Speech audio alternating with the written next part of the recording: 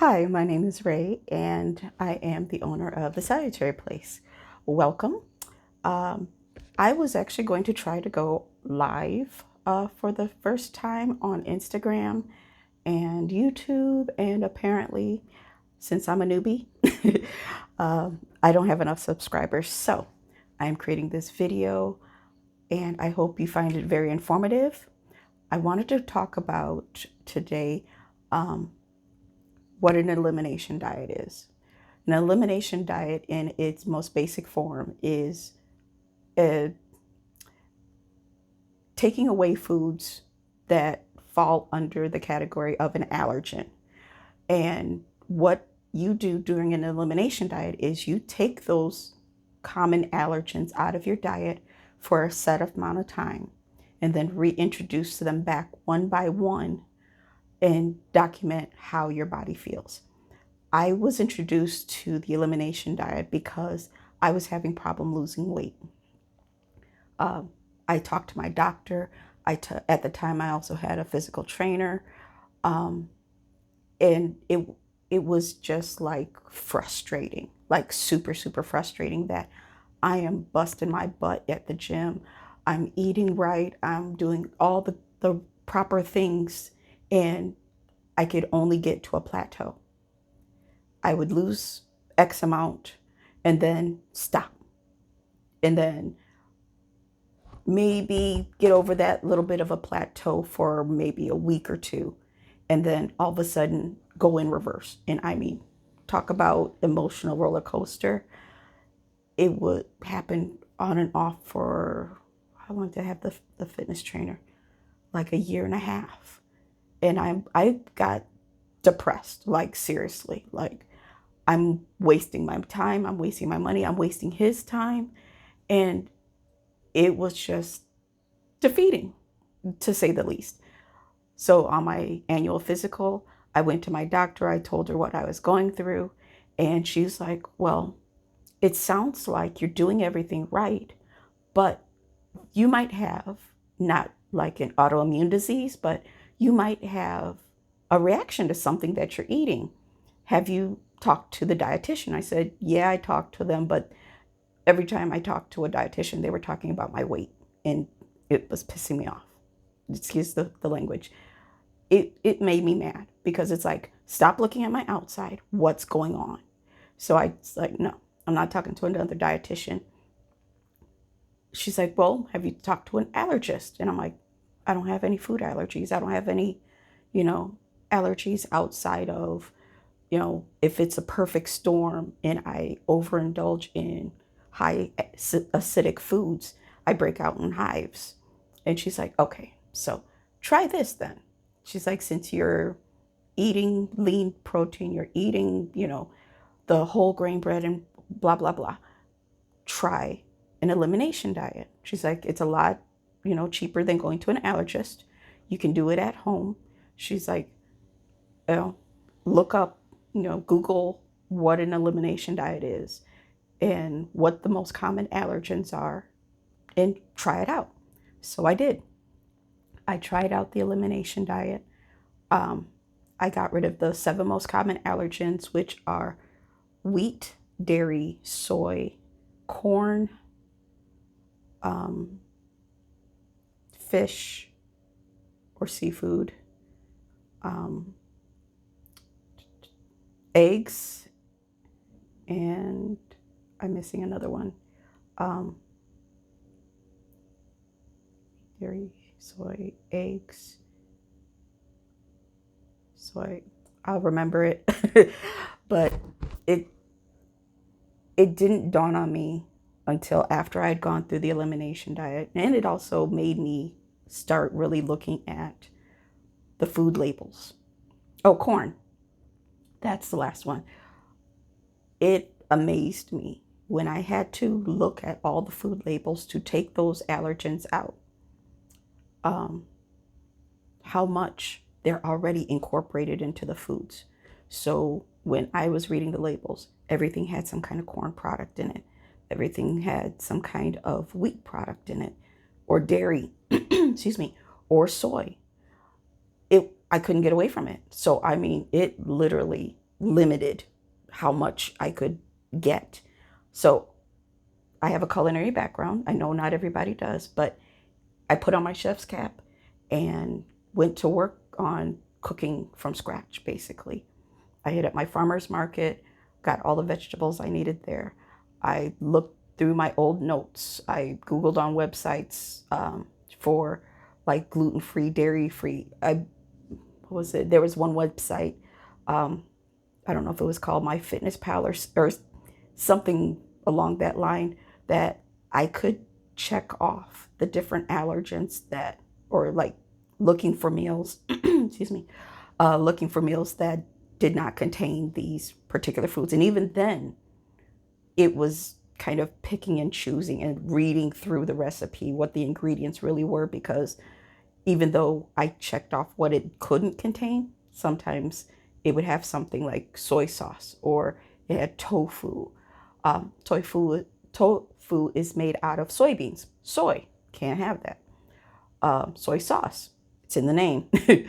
And then the next problem was the cost. Oh my gosh. The cost of eating healthy, especially if you have dietary restrictions, is ridiculous. So, I tried to go to my local Walmart. Like I said, I hit my farmer's market up. I tried to find more economical things to substitute on some of it, like the gluten-free breads. Expensive. And literally, the piece of bread is that big. And it's like, are you kidding me? So what I did was I found a rice bread recipe. It's, what is her name? Emmy Eats, or Emmy something. She's a Japanese woman, and she tried out this bread made of rice. It was complicated. I would not recommend unless you have the patience to try it. It took me a couple of times and some wasting of rice in order to get it right. And it was actually pretty good. It's not going to be soft, if you want to call it, enough to bend. It's great for sandwiches, anything that lays flat, toast, whatever.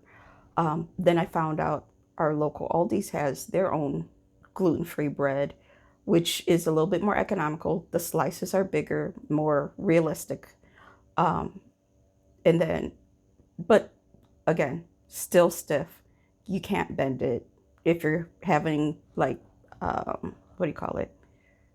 I know it's not good, but if you're having a hot dog or a Polish, they, it's not going to bend. And the gluten-free hot dog buns, hamburger buns are mainly bread and not enough to do anything other than make you mad. So I realized I'm going to have to kind of reinvent my way of thinking. All the stuff that I wanted to eat, of course, because I was also still in my kind of depressive mode. I had to change my mindset to wanting to go back to healthy. So cut out the hot dogs. Found out they have corn syrup in them. I tried the healthy sausages. Those you have to like really and truly read the labels, because a lot of them, to give it some fat, will put cheese in them or some kind of dairy whey, which no dairy. So, I really had to go find those recipes that were going to interest me as well as keep healthy.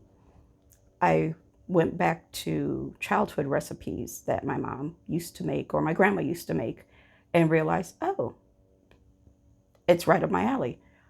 I'd make myself a pot of white rice, make myself some gumbo, but instead of using regular flour for the roux, I found Walmart has this 1-to-1 gluten-free flour that does not contain any nuts. Oh, that's the other thing. Nuts is on that list of the seven most common allergens.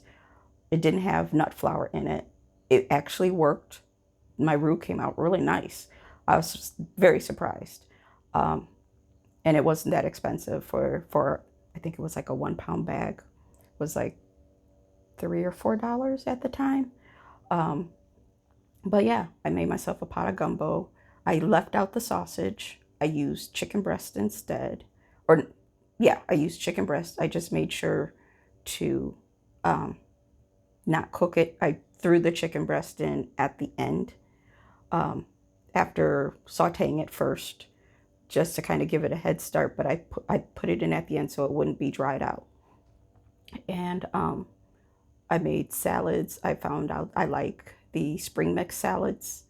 Uh, the lettuce, I've added, tomatoes, cucumbers. Found a Korean pickled cucumber recipe that I like. I don't put any soy sauce in it.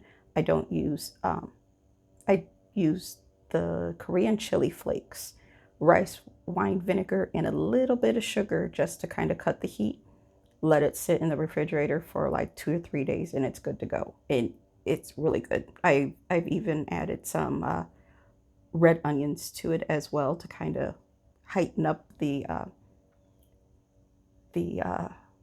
taste of it, give a little spice on top of, but it's more of a sweet heat. So I started using that, and then the leftover liquid I would make into a vinaigrette. Really, really good. I was getting my fermented vegetables. I was getting a little bit of heat that brought up my body temperature. Um, I did the elimination diet and eating the way I was eating for 4 weeks. And then after the 4 weeks, and I also documented what my meal was, how I felt afterwards. I pushed a bunch of water. I did learn that I liked cold brew coffee, which I still drink now.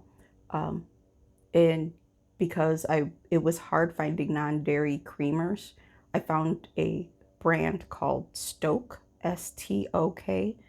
They're not too sweet, black coffee or cold brew coffee. I could drink that black.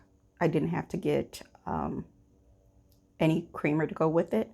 So that also helped as well because I wasn't doing the extra sugar.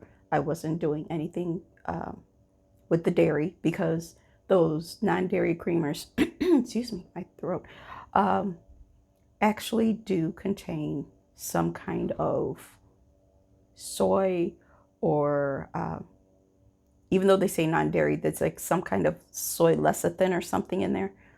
Soy, you can't have that. Um, and I tried a non-dairy creamer that was like coconut milk. No, not my cup of tea.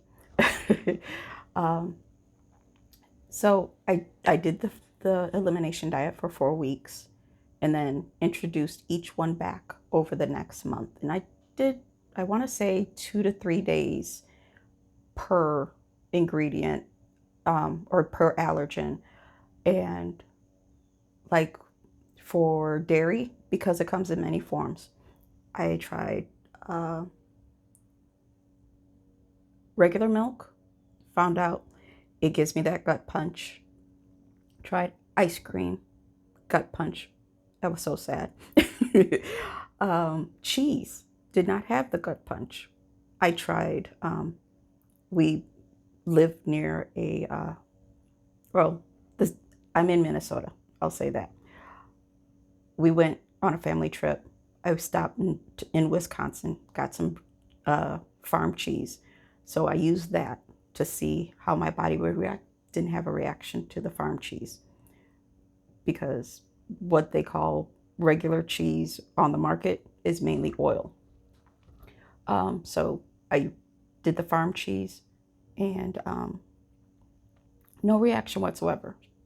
Either way, cheese, fat, definitely going based on what I'm eating at the time and then in moderation. I'm not like going overboard and having a fondue set or anything like that. Just like on a couple of salads, I introduced the farm, was it sheep feta?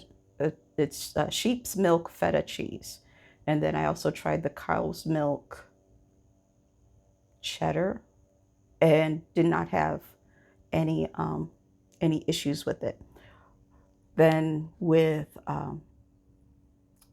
wheat, I weighed myself, or actually for each allergen I reintroduced, I weighed myself first.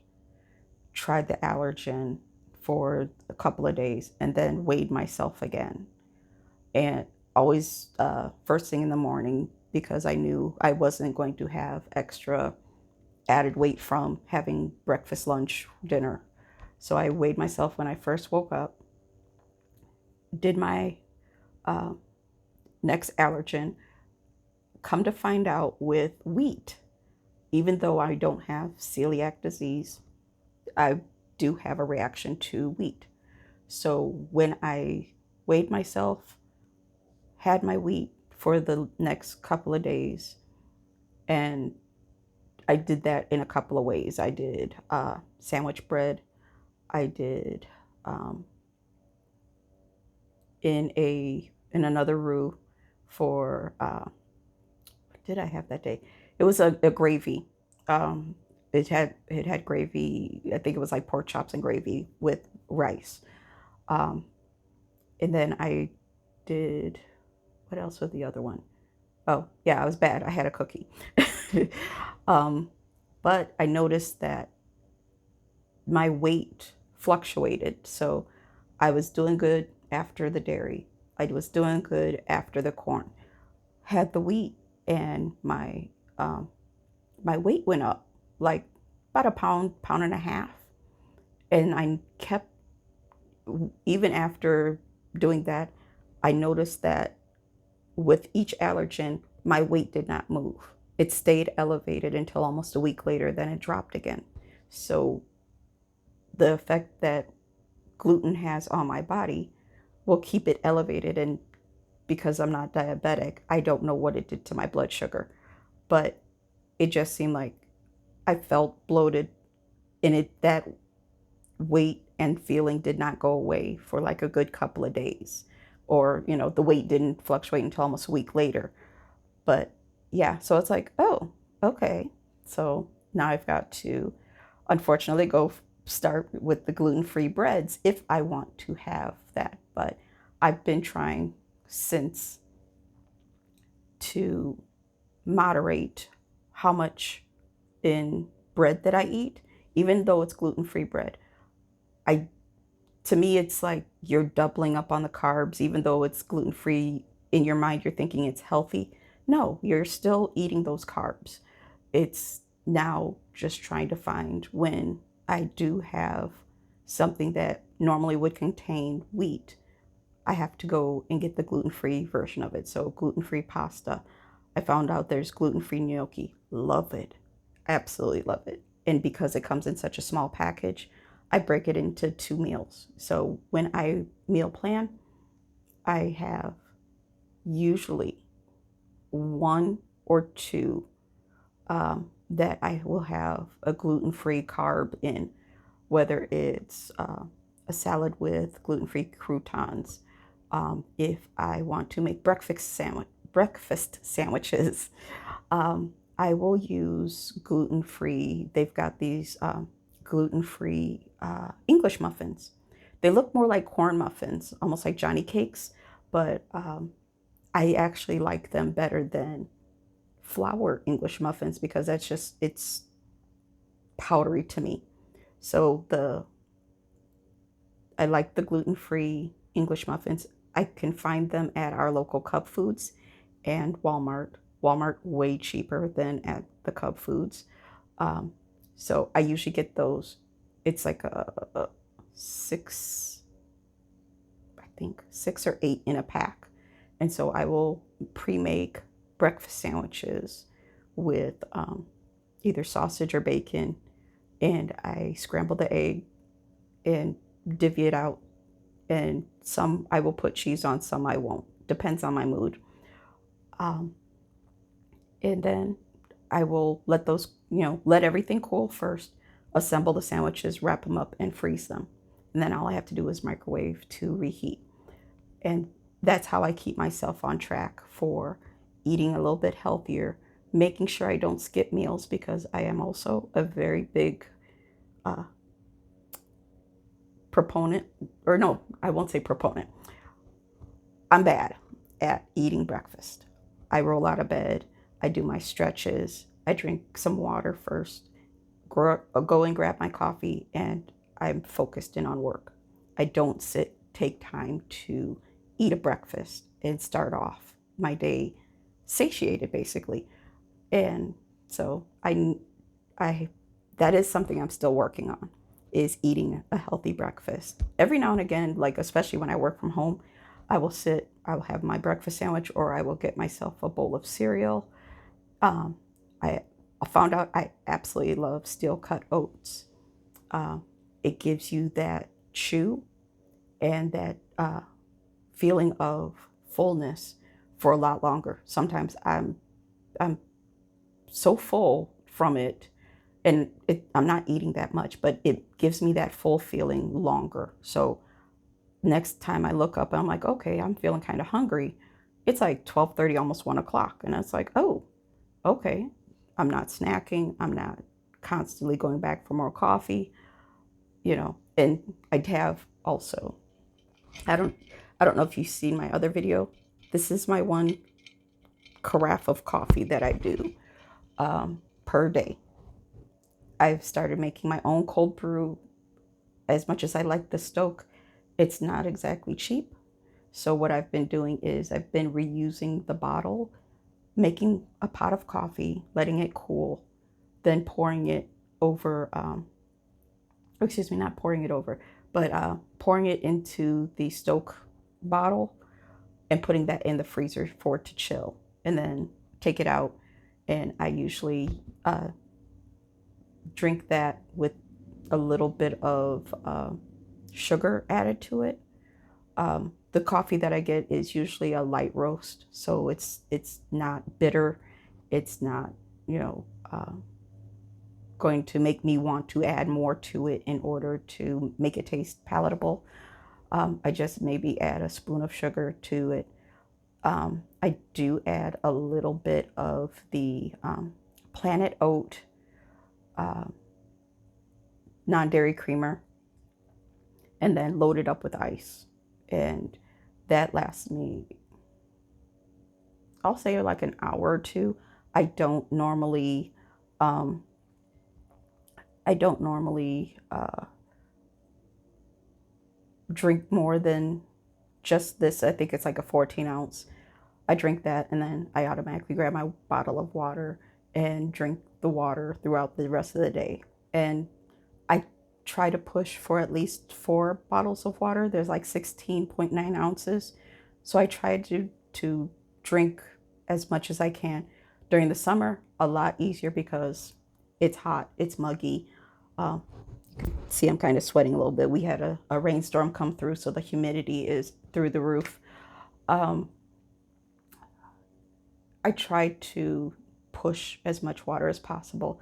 And then for dinner time, I will have myself a glass of iced tea, and it's usually an herbal tea. Right now, I'm drinking a ginger turmeric tea, which I just did another post about different types of tea. Ginger and turmeric are good for inflammation and for, excuse me, inflammation and bloating. And the ginger is also a warming spice, so it kind of elevates your inner temperature, and it's good for weight loss as well. Which, that's one thing I do not. I am not a big person on. You have to lose weight. You have to lose weight.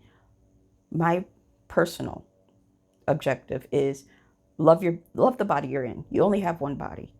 Treat it nice. You want to eat healthy, definitely. The weight loss will follow. But my thing that started me on this journey was I was really focused on the weight loss. Since I've been eating healthier, I still move, I still work out. But I'm not obsessing over, oh my God, I did not lose that pound. Oh my God, I gained another pound. I adjust. I go and I do weigh myself just to see where I'm going, but I don't do it every day. I don't do it every week. I think I do maybe once a month. I'll step on the scale and just see, because the scale I have also does the body scan, if you want to call it that. So it gives me an idea of the fat, the skeletal muscle, the water, uh, the body water percentage. And I'm just like, okay, cool. So what did I have this week that made me go up instead of down? Or, I knew that we were going out of town. Going out of town and eating healthy is a challenge in itself, because if you're unfamiliar with the area that you're going to, it's hard to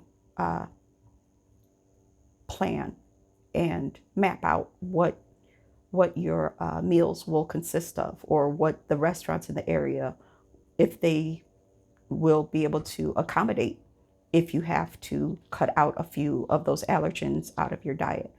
Um, like we went to, where we go, Illinois, to visit a friend, and the restaurants in the area where she lived, none of them had gluten-free options.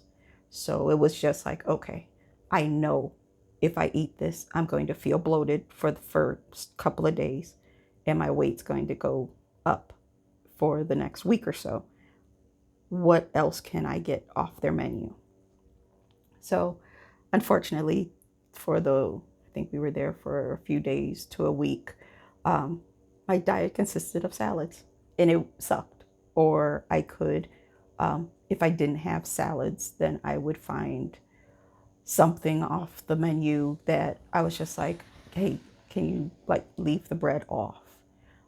Leave the soy. I'm like, does it contain soy? And it irritated the people at the restaurant, to be honest. But the hotel we were in did not have a kitchenette, so I couldn't cook for myself. The grocery stores, of course, they're prepackaged meals. You have no control over what ingredients they put in them. And then the restaurants, it's just like I am giving them the third degree on what is in everything on the menu. It's irritating. It's defeat. It's not. I won't say just it's defeating. It's just irritating, because you're trying to eat properly for yourself, but you're also making this poor person's job a lot harder, because now they have to sit there and either run back and forth to the chef, or basically say, look, no, we don't, I'm not going to do this with you. Just pick something. So if I didn't have, something with gluten in it, or just a salad, I would have fish. And as much as I like fish, that's another one that you're like, okay, what are you, excuse me, what are you glazing it with? What are you, putting on it? So I was having a lot of cedar plank salmon. And the wild, whatever sides, I would usually pick either a plain potato or wild rice, whatever the seasonal vegetables, plain, so I could add my salt and pepper. I didn't have to worry about if it had extra stuff added to it. And so, yeah, when you do the elimination diet, the first month is going to be hard, because it's extremely restrictive. You don't have to do like I did and do all 7 allergens at once. You can actually do little bit at a time. Just do it, take out wheat for a week. Then take out soy for a week. Or if you don't eat soy, like especially with Chinese food, it does have soy in it most of the time. Take out corn for a week. Pick the foods that you eat the most of. And if you realize that, after I have a meal of X, I feel like Y. And if your body is telling you, I'm feeling sluggish, I'm feeling tired, I'm feeling, sick, basically, your body talks to you whether you notice it or not. You usually say, oh, I can't have another cup of coffee because I get that that bloated feeling, like I have a ton of bricks, or I can't have a bowl of ice cream. I can have that piece of cake, but I feel like it's overly stimulated, and it's not because of the sugar. Or you feel like you could go take a nap after having a bowl of, what's the other one?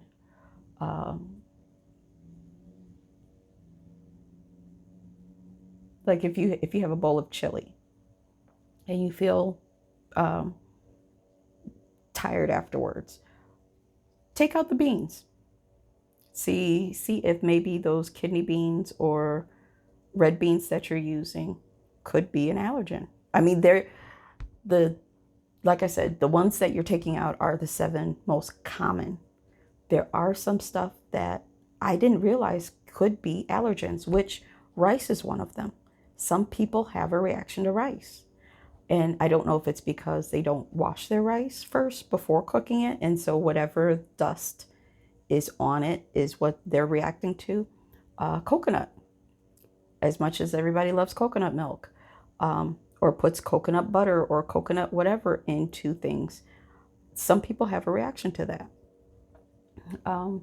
And so, yeah, just go through, do a, say, 1 week food journal, and also document what you experience after eating that food. Like if you have breakfast, list out what your breakfast items are. Then write down, after eating XYZ, I felt energized. I felt sluggish. I felt like I could go to bed. For lunch, I had include your beverages as well. Because if you happen to, get tired after drinking coffee, which everybody says, no, I'm enough of a coffee drinker that I can drink a cup and go to sleep afterwards. It does not give me the caffeine boost that everybody else has. I'm the same way with chocolate. So with chocolate, I'm usually a white chocolate or a milk chocolate girly, because that has so much dairy added to it, or cocoa butter for the white chocolate. They both have milk added to it. So I've been moving towards the dark chocolate. They usually say try for 70% or more for the heart health benefits. I can't go that dark. The bitterness is too much for me. I can do 70%. It's just right on the edge that I'm getting the chocolate flavor, and it still has its health benefits for me. Do I do I crave milk chocolate or white chocolate? Of course. But you're taking control over your body back. So the cravings aren't so strong. The cravings aren't going to override your well-being. So I stick with the dark chocolate. And if I want a treat, every now and again, I'll go out and be like, you know what? I want to get this candy bar, but I limit myself. It's all in moderation. That's the key to eating healthy. When you want that, I won't say not so healthy food, but when you want a snack, when you want a treat, in moderation. Don't go and buy up the Girl Scout cookie table. Don't go and buy, 5 or 6 candy bars. If you do, pop them in the freezer. That way, you're not going to eat them all in one sitting. You might have one, you might have half. It's up to you. So, if you happen to try the elimination diet, whether you do all 7 all at once for the full month, or if you do it in little pieces, make sure to document how you feel before you reintroduce it, and then document after you reintroduce it. And let me know in the comments how, if you do the elimination diet, how you fare. It, like I said, it's going to take a couple of months. So if you do it bit by bit, it might take you a little bit longer than the way I did it. But definitely try it out. You will definitely learn a little bit of something about yourself. And that's what I have created the Salutary Place to do, is to help women like you learn to listen to their bodies, learn to eat healthier based on what your body's likes are, what its wants are. Um, no judgment whatsoever. Everybody has their ups, downs. I really wish that, when I was going through my weight loss journey, and in fact, it's still a journey. I'm still, I still want to be healthy. I'm just not obsessing over the weight portion of it. So that's what I want to help you with. Get over that obsession with just focusing on your weight. What we want to do is make sustainable lifestyle changes, food choices. Go back to your childhood. What we were eating, what our grandmas fed us, what our moms fed us, what our aunties fed us. That was healthy food that got demonized later on during the health craze, that demonized our body shapes. We're not built the same way as other cultures. The thin girl, fine. If you've been thin all your life, perfect. Your food still counts though. If you've been heavy all your life, your food still counts though. So what I want to help you do is to stop obsessing over your weight. Start looking at your food in a different way. Start eating more whole foods instead of more convenient foods. Start learning to take back control over your kitchen pantry, if you want to say that. Look at the labels. See what the ingredients are. Look at the sodium levels, the fat levels, because that also affects your weight. Sodium will cause water retention. So you may not be obese because of the foods you eat. You could be just retaining a lot of water. And it's amazing how much that water weight affects you. So hydration, even with the cups of coffee that I drink, because I limit myself to one, the water retention is not that bad. But yes, coffee is dehydrating. And the more you drink, the more your body starts to retain water, because it's like, wait, your body is basically fighting the coffee to retain water. So water retention, and it starts, I would have swollen ankles like crazy and wondering why. And then I started looking at my food journal, and I'm like, oh, well, shoot. I had 3 or 4 cups of coffee during the day. I didn't drink any water. I had, uh, so I had a Cobb salad that's got bacon on it, more salt. I had, the salad dressing wasn't a vinaigrette. It was like ranch dressing or something. Even more salts included in that. So I'm just overloading my poor body and not drinking any water to replenish all the dehydrating factors.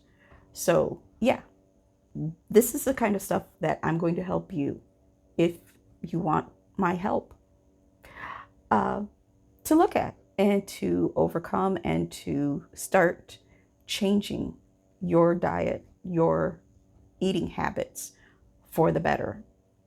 So if you like this video, please reach out to me. You can DM me diet.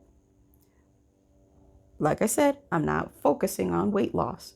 Just comment the word diet below, and I will send you my Calendly link, and we can schedule a 1-hour introductory call. See if what I am offering is up your alley. If you want to continue with me, I would greatly appreciate it. But yeah, comment below. I will send you my Calendly link, and I shall talk to you later. All right, have a great one.